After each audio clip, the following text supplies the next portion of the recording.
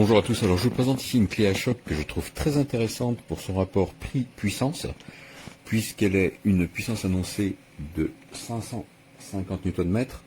Alors ce que je n'ai pas vérifié, par contre aucun écrou de roue ne lui résiste. Pour visser des bois dans des vis dans des poutres, ça rentre comme dans du beurre, elle est vraiment très bien. Vous avez 3 niveaux de coupe sélectionnables, on va y revenir. Alors elle est livrée avec une sacoche souple qui permet de tout ranger à l'intérieur, il y a également de livrer une sangle. Vous avez surtout une batterie de 4 ampères, ça c'est vraiment top. C'est du 21 volts, 4 ampères.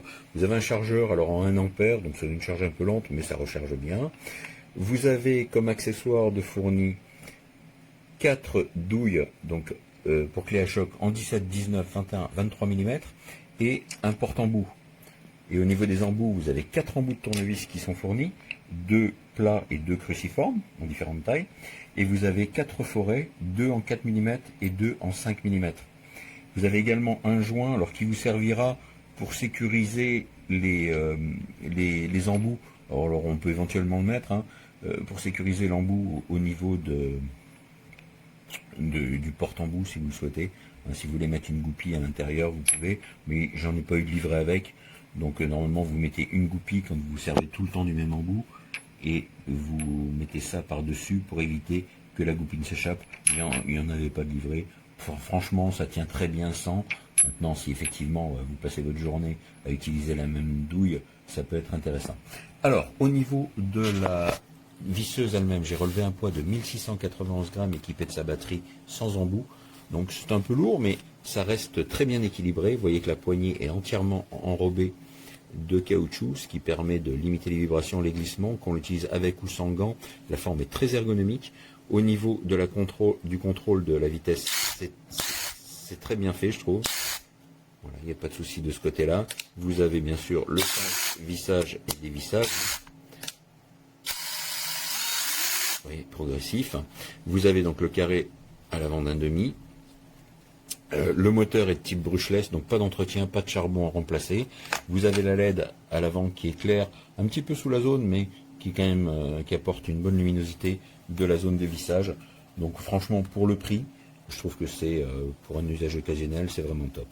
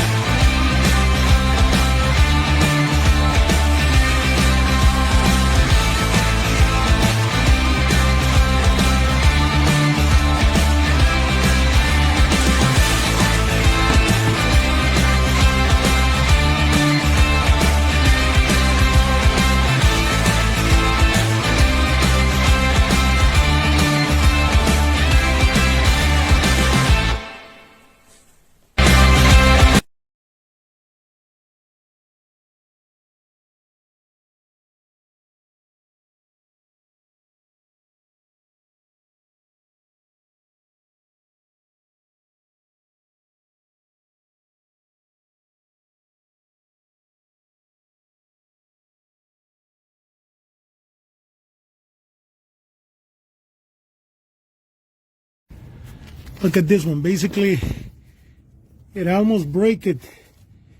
It took a lot of work to break it loose, to be honest. And it came off out of this. This is where the shock is supposed to go, right there.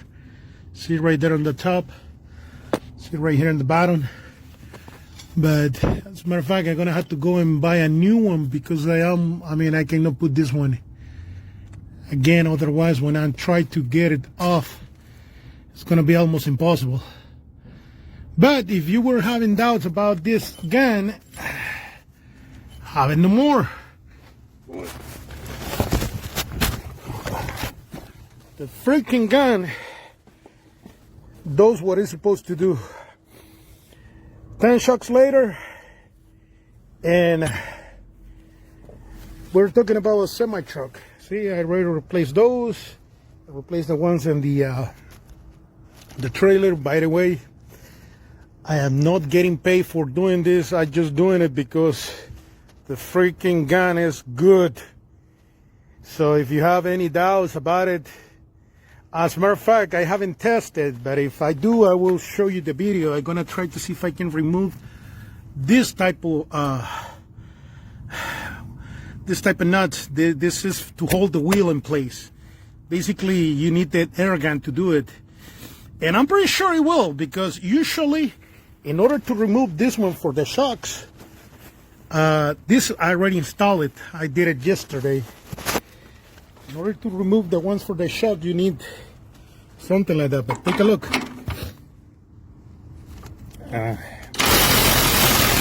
There. And now to tie them up.